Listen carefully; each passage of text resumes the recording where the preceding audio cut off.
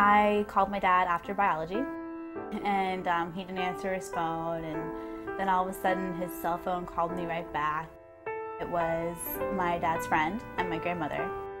I was in the middle of campus. I was walking back to my dorm, and I just froze.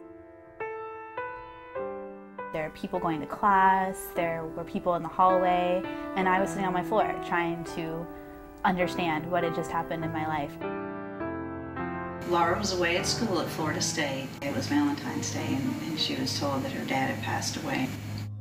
My sister and my dad were very close. She left living with my mom and lived with my dad for the last 3 years of his life. Her dad was one of her best friends, and they talked about everything. They talked about religion, they talked about school, they talked about boys, talked about family. I mean, I think they were almost like each other's lifeline.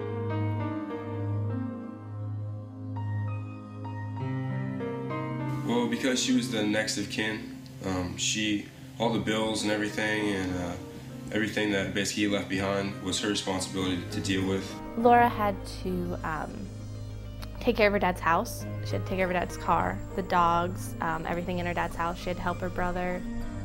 Then all of a sudden it was like, you're in this grieving process, but you have all these responsibilities now.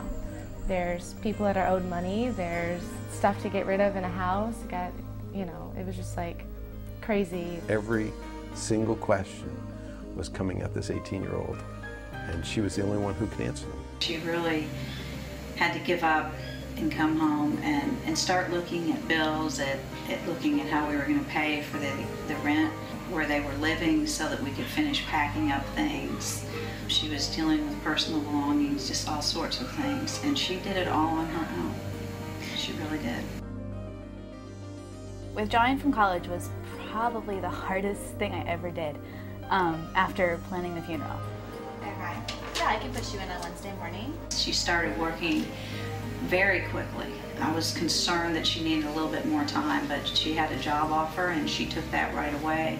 I think that if my father could see what happened after he died, the situations I was in, I think that my dad would have listened to me when I said you should get health insurance, you should have life insurance.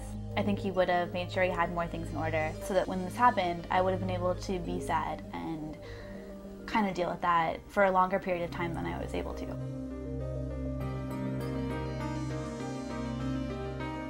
When Laura told me that she wanted to go to Wellesley, I told her that it was a great idea. My dad was a huge Florida State fan, so that was like our thing, and now it was like it was not anymore. And I had to do this for me.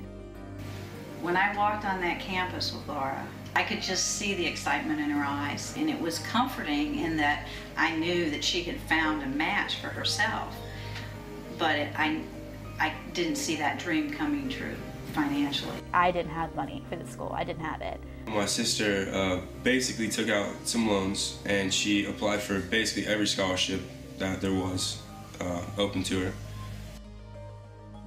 Laura and her dad wrote together, and they talked about books together, and everything that Laura was looking for at Wellesley she had with her dad. The Life Foundation Scholarship is really, besides making the physical difference of really making college this year possible for me,